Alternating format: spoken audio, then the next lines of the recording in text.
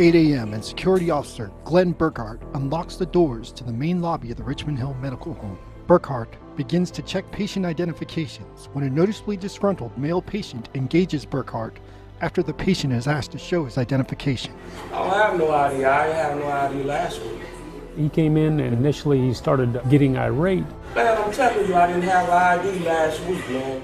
And then he made the statement he was going to come back and shoot the place up. I'm sick of this. This is why I changed clinics to let I got something for y'all. I'm going to come back in here and shoot up everybody in the store.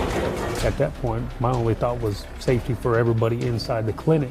Burkhart follows protocol. He locks the doors in the main lobby and dials 911.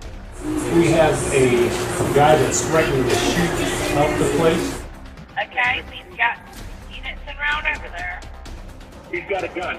Everyone, if you can meet me at the doors, meet me at the doors. While the medical support assistant operating the front desk ushers the patients to safety. As soon as the patient made the statement that he was gonna blow up the place, we got our patients to safe zones. Within seconds of getting the last patient to safety, the agitated assailant storms into the main lobby. Exercise. Code right. Today was about testing and drilling to make sure that our staff were well trained and that our partnership with Richmond Hill Police and Fire was well established so that if ever an event like that occurred, we knew our staff and the community was ready to respond. Let's go! Let's go! With readiness being the primary mission for USA MEDDAC, the Richmond Hill Medical Home and members of the Winn Emergency Management Team participated in a collaborative active shooter exercise with the Richmond Hill Police Department and first responders.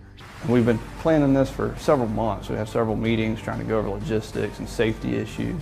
Lieutenant Brad Sykes, the team lead for the RHPD during the training exercise, understands the importance of participating in joint active shooter training opportunities. Door!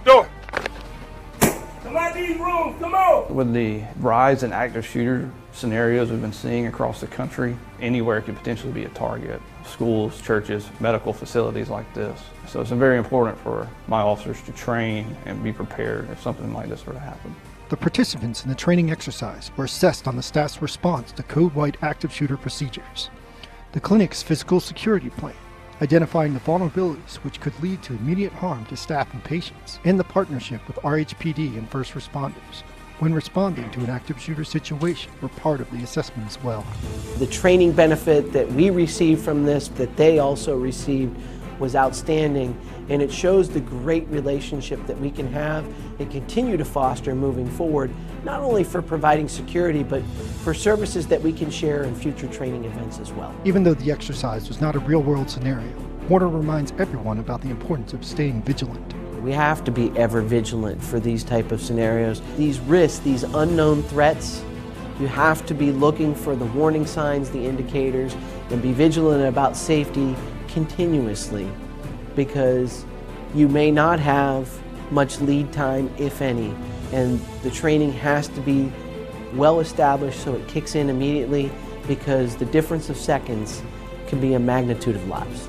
After the completion of the exercise, Sykes reflects on the commitment of the RHPD and first responders to provide a ready response force if a real-world scenario occurs. Our officers are highly trained, highly motivated, and since this facility is in our jurisdiction, we will be the primary law enforcement agency responding. The people here, the patients, the employees can count on us to respond quickly and efficiently. For Winn Army Community Hospital Public Affairs, I'm Zach Rehnstrom.